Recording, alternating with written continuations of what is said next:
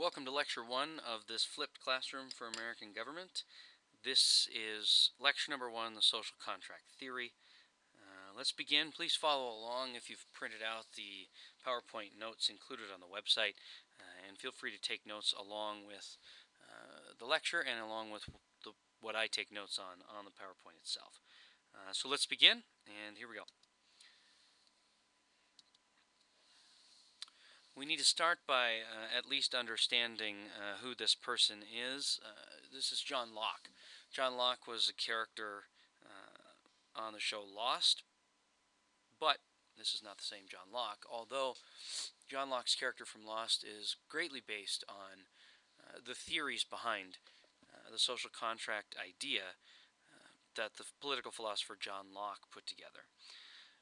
This social contract theory is extremely important for us to understand because its ideas serve as the basis of the United States government, our conception and our idea of rights, and also the ideas that inspired our own revolution to declare our independence from Great Britain.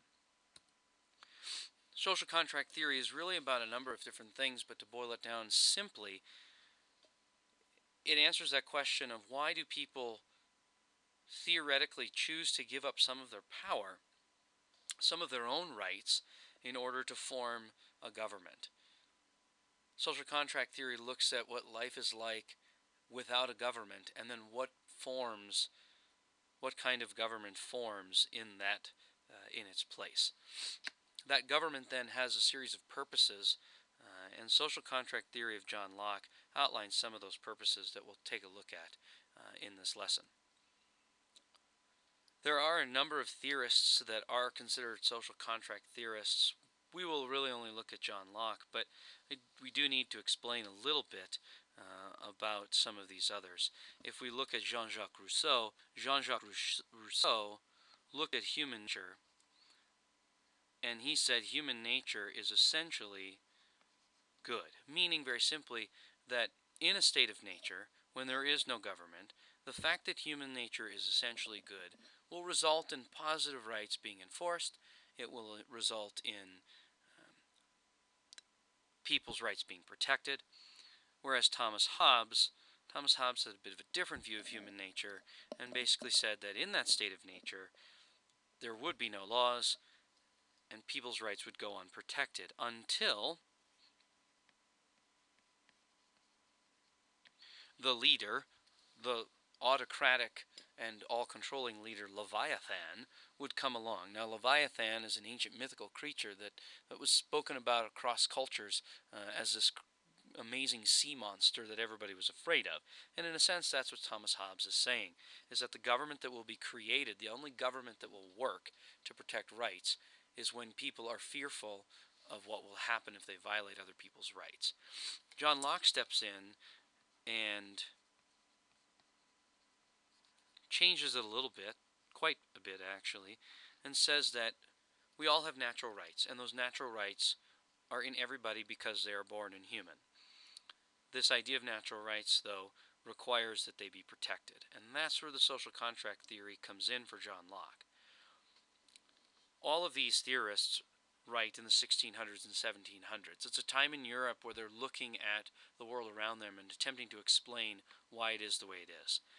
They were very challenging to the power structures of the day, and theorists come out of what is known in history as the Age of Enlightenment. And those Enlightenment thinkers, Rousseau, Hobbes, Locke, and others, were looking particularly at how can we make better government? How can we get rid of this old feudal regime? How can we get rid of the Ancien regime, for example, and create a new government that the people have a voice? John Locke's theory and John Locke's idea, like I said, are certainly the foundations of the Declaration of Independence, and the Declaration of Independence is one of the first documents of the Enlightenment. America and the colonists rebelling from England really led the way in terms of the revolutions that came after. The military revolutions, but even before that, the philosophical revolution. From this Declaration of Independence and from John Locke's theory, we have the that because we are human, because we are people, we have certain rights. For John Locke, all of this came when he wrote the second treatise on government, which was written in the late 17th century and serves as a philosophical foundation well into the 18th century for these revolutions. John Locke speaks about,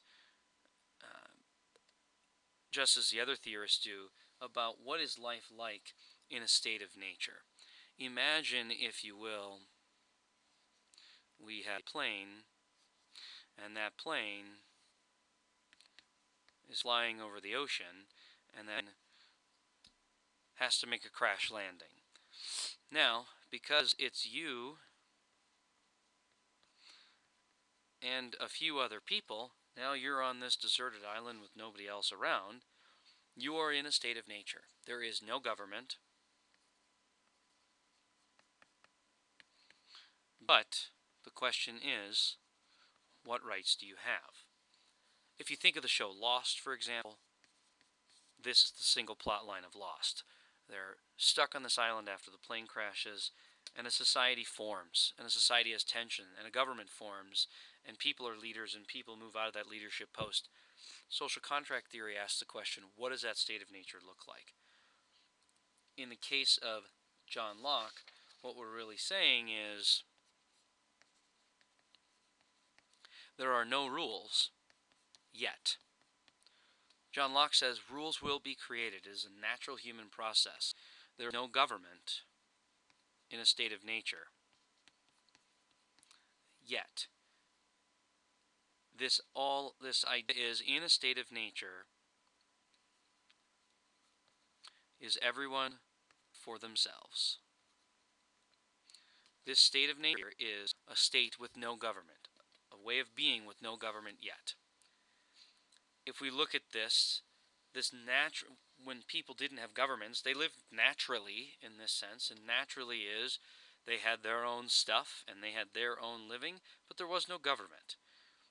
Now the problem comes in when this guy over here has his Xbox for some reason on a desert island, and this woman over here is sick and tired of playing her harp, and so she says, hey, wait a second, I want this guy's Xbox. That state of nature is a scary place, because your Xbox might be taken away. But extended to its logical conclusion, and the state of nature involves property, it involves things you own. If there is no government, maybe your rights are a little bit unprotected. For John Locke, in the state of nature, everybody is equal, no matter what. Everybody's equal because they're human beings. Everybody has liberty. And in terms of liberty, what we're really looking at here is everybody has rights. And that what will happen is that everybody will follow the natural laws of reason. And the natural laws of reason, for John Locke, are the rights that everybody has. And the idea is, if I have rights and you have those same rights, I don't want to violate your rights because you'll turn around and violate mine.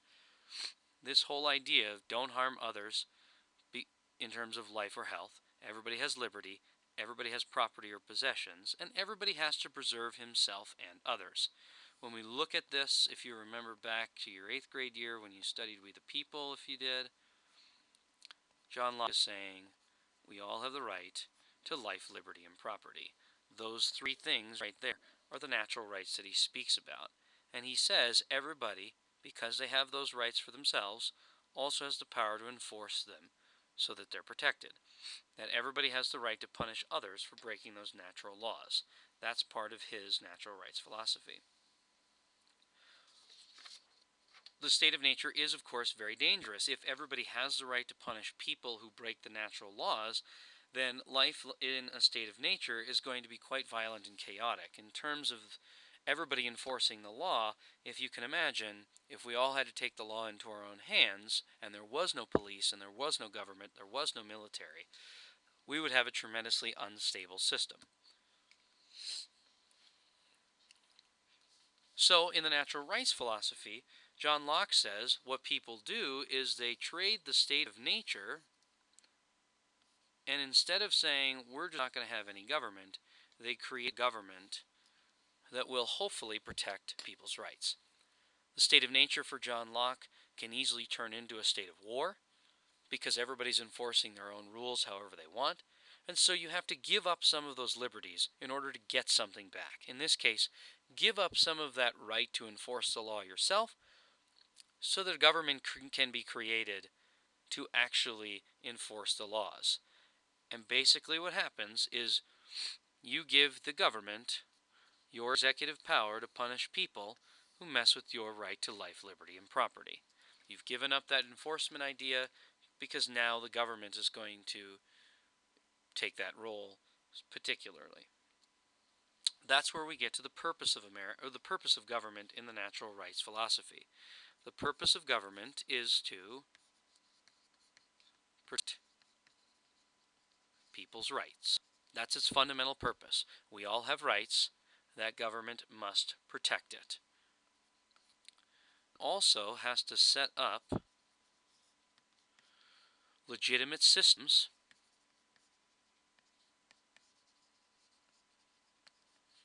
that will protect people's rights. We've told you we want you to protect our rights. Now you have to set up a system, legitimate systems, that will protect the rights. All of this is based on the agreement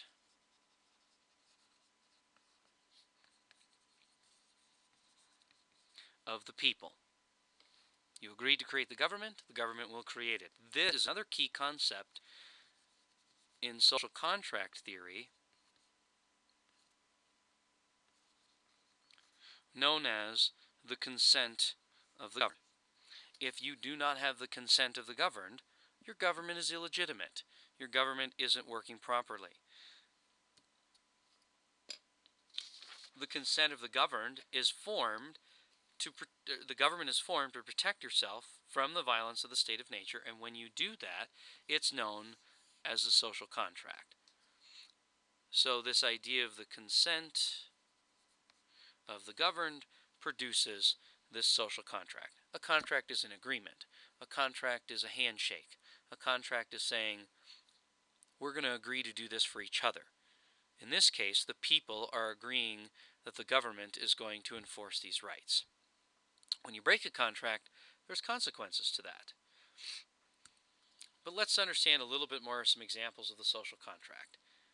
You have, for example, one of the earliest social contracts in the American continent, something known as the Mayflower Compact.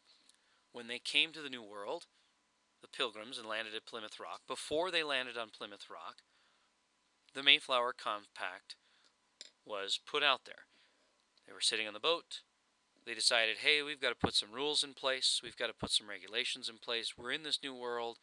We've got to put something in place to protect each other. That Mayflower Compact then became one of the very first social contracts in American history. If we look at the Declaration of Independence, that is the classic example of the social contract in American history. The Declaration of Independence says rights. Government must protect those rights. And if that government doesn't, we can replace the bad government. We were saying that to England. Quite revolutionary. But the idea in the Declaration of Independence that we all have rights, that government's set up to protect those rights, and we can replace a bad government when they don't, is an example of a social contract. Another non-document social contract would be voting. When you go to the poll booth and you go into that polling booth and there are 3 candidates and you choose the middle candidate right there, you're essentially saying, I'm entering into a social contract with you. You're going to represent me. And the issue is, if you don't represent my views and you don't do the appropriate thing in my eyes, come next election cycle, when you're up against those same 3 candidates again, I'm going to choose a different one. Because you didn't do exactly what I wanted, or I didn't think that you were doing the right job. Voting is a social contract. When you check the box off in the voting booth, when you fill in that Scantron and you put it in the machine, it's essentially like shaking the hand of the person running for office and saying, I trust you, I'm putting you in place in the government, I'm entering into an agreement with you. If you break that agreement, I have the right to change and I have a right to withhold. That is the right of revolution. John Locke says people have a right to rebel or change their government when their natural rights of life, liberty, and property are not being protected. The Founding Fathers saw this, and they said, this is exactly what England is doing. They're taking away our right to life, liberty, and property, and now we need to do something. We need to move on, and we need to create our own system of government, which is where we get to the Declaration of Independence. The best summary of John Locke's social contract theory is in the first part of the Declaration of Independence. I'll read it from the document. When in the course of human events it becomes necessary for one people to dissolve the political bands that have connected them with another, and to assume among the powers of the earth the separate and equal station to which the laws of nature and nature's God, note that, laws of nature and of nature's God, entitle them, a decent respect to the opinions of mankind requires that they should declare the causes which impel them to the separation. We hold these truths to be self-evident, that all men are created equal, and they are endowed by their Creator with certain unalienable rights that include life, liberty, and the pursuit of happiness. Sounds familiar. That to secure these rights, governments are instituted among men, deriving their just powers from the consent of the governed.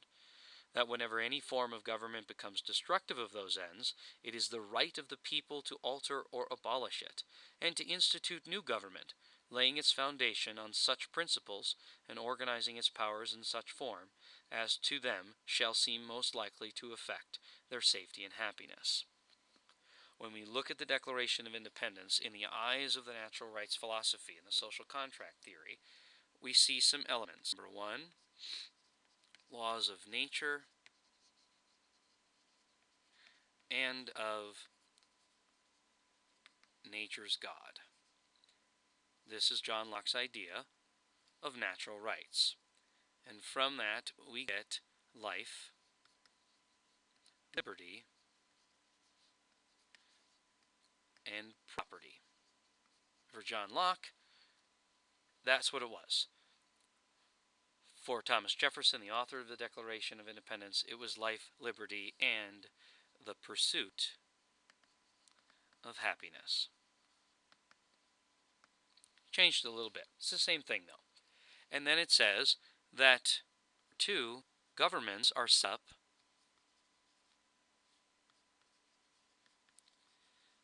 to protect rights. Those rights of life, liberty, and the pursuit of happiness. And those governments are based on, that concept we saw before, the consent of the governed. And that when the government is no longer upholding people's rights, it is your right to abolish it when it is violating those rights.